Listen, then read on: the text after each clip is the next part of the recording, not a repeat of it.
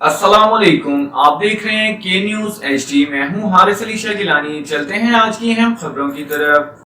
रुक करेंगे रेनाला खुर्द का, जहां से रिपोर्ट कर रहे हैं हमारे नुमाइंदे मोहम्मद मुबशर यूनुस।